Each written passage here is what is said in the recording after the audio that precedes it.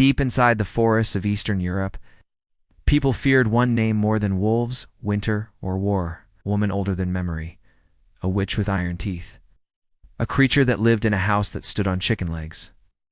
But here's the part folklore leaves out. The earliest reports of Baba Yaga didn't come from frightened children.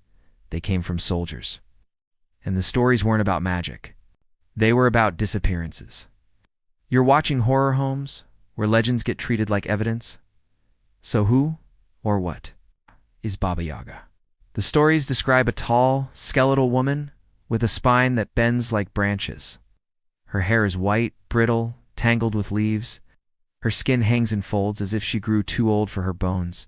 Her teeth, iron, long, jagged, metallic. Children said she could chew through fences. Adults said she could chew through men. She moves through the trees in a mortar, a stone bowl used like a boat, steering with a wooden pestle, sweeping away her tracks with a broom made of birch. And then there's the house, a hut standing on chicken legs, rotating, turning its doorway toward or away from visitors. Some nights it's seen. Most nights it isn't. The legend agrees on one thing. If Baba Yaga wants you, you never hear your name again. But where did this creature come from? The oldest Slavic texts don't call her a witch. They call her Baba Yaga, a guardia. A boundary spirit. Ancient villagers believed the deep forest was a border between the world of the living and the world. Beyond, someone or something had to guard that border.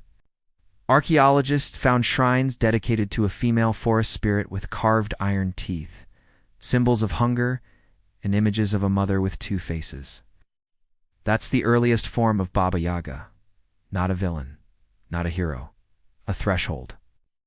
A warning to stay out of places humans weren't meant to wander. Centuries later, famine hit. Families disappeared in the woods, houses collapsed, children vanished. And suddenly, Baba Yaga wasn't a guardian anymore. She became a monster, a cannibal, a thief of the lost. Take a spirit tied to the forest, add imagination, fear, hunger, and time. And a myth becomes something sharp enough to cut through history. Here's where this story stops being folklore and starts becoming a file. Case number 1, the soldier accounts 1600s. Polish and Russian soldiers wrote in their journals about an old woman in the forest who knew our names. One described a hut standing on crooked stilts.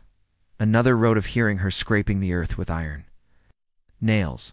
Were these hallucinations from starvation or encounters with someone? Case number 2, the Sami forest hag. Northern Sami legends describe a creature almost identical to Baba Yaga.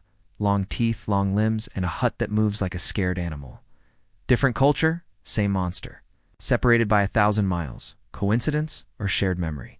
Case number 3, missing persons in the taiga. Modern records show hikers disappearing in the same regions where Baba Yaga stories were most intense. Bodies found far from trails, clothes removed, faces unusually pale, as if drained of blood with no signs of animal attack. The official cause in many cases? Exposure. But locals have another theory. When the forest takes someone, they say, Baba Yaga was hungry. Case number 4, abandoned cabins. Researchers have found dozens of tiny elevated cabins throughout Russia, built on stilts, thin, bony, almost like legs, used by exiles, criminals, hermits, and healers. If you stumbled across one at night, in a fog, alone, wouldn't you swear you saw a house on chicken legs?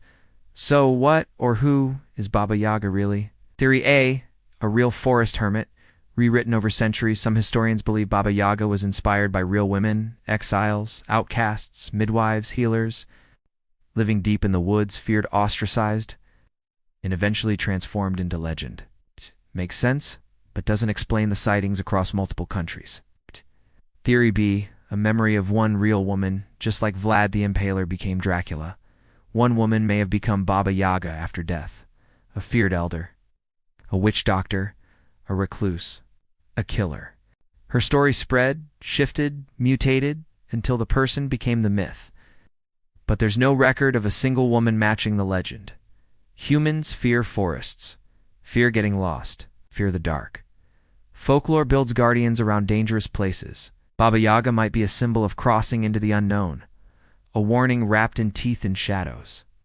But that doesn't explain the hut sightings or the soldier journals.